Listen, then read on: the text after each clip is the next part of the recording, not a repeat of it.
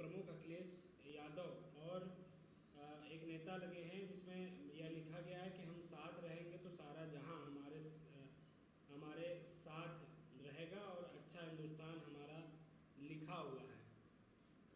Bharatiya Janata party लगातार प्रदेश में नफरत फैला रही है। जो लोग बांटते हैं और जो लोग काटते हैं वही नारा लगा रहे हैं कि बटोगे तो कटोगे। इसलिए उसके जवाब में हम जुड़ेंगे तो जीतेंगे का नारा लगाया गया है। हम समाज को जोड़ना चाहते हैं। हम समाज में जो कमज़ोर लोग हैं, जो पिछड़ गए हैं, दलित हैं, अल्पसंख्यक हैं, महिलाएं हैं, समान जाति के कमज़ोर लोग हैं, उनको जोड़ करके भारतीय जनता पार्टी के जुर्म के खिलाफ संघर्ष करेंगे और हम जुड़ करके ही भारतीय जनता पार्टी को हरा पाएंगे। इसलिए हमने कहा है जुड़ेंगे और जीतेंगे।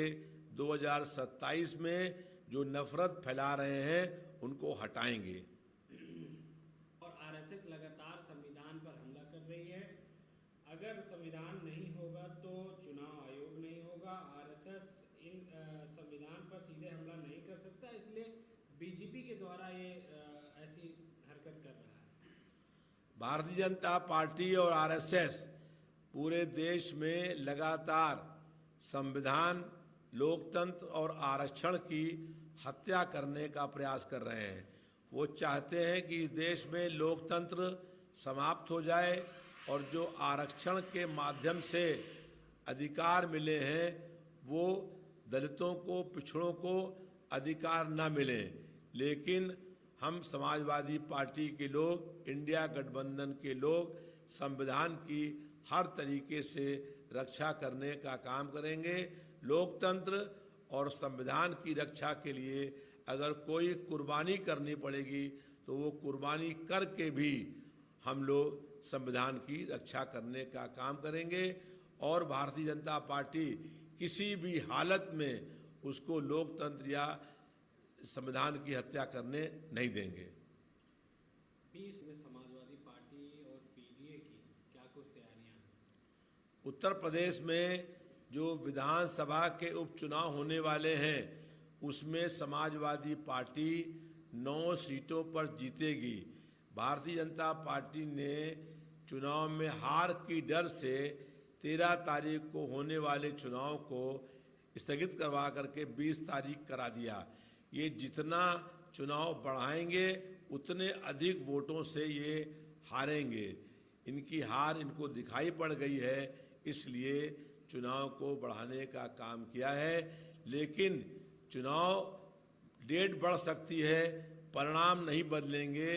परिणाम भारतीय जनता पार्टी को हराने वाले आएंगे और 9 विधानसभा पर भारतीय जनता पार्टी हारेगी, समाजवादी पार्टी जीतेगी। इन्होंने मशीनों में जो छेड़छाड़ करनी है उसके लिए 1 हफ्ते का टाइम बढ़ाया है, लेकिन हम लोग रखवाली करेंगे और भारतीय जनता पार्टी के सारे इन मंसूबों को चकनाचूर कर देंगे और जनता का एक वोट भी लूटने नहीं देंगे और भारतीय जनता पार्टी को 9 सीटों पर हराएंगे। ये 27 से पहले सेमीफाइनल है और इसमें भाजपा को हराएंगे और 27 में प्रचंड बहुमत के साथ सपा की सरकार बनेगी। महाराष्ट्र लगातार चुनाव प्रचार कर रहे हैं, महाराष्ट्र हो चाहे झारखंड हो। मुख्यमंत्री योगी आदित्यनाथ लगातार ये बयान दे रहे हैं कि अगर हम बटेंगे तो कटेंगे। जब हम लोग धर्म के आधार पर बटे हैं तब हम काटे गए हैं। कैसे देखते हैं इस बयान को? महाराष्ट्र और छत्तीसगढ़ में जो चुनाव होने हैं दोनों जगहों पर भारतीय जनता पार्टी की करारी हार हो रही है। भारतीय जनता पार्टी जनता के मुख्य मुद्दों से जनता का ध्यान बांटना चाहती है। इसलिए जिन्होंने अभी तक समाज को बांटा है और जिन्होंने काटा है वही आज नारा दे रहे हैं कि बटोगे तो कटोगे। ना तो कोई बट रहा है न कोई कट रहा है।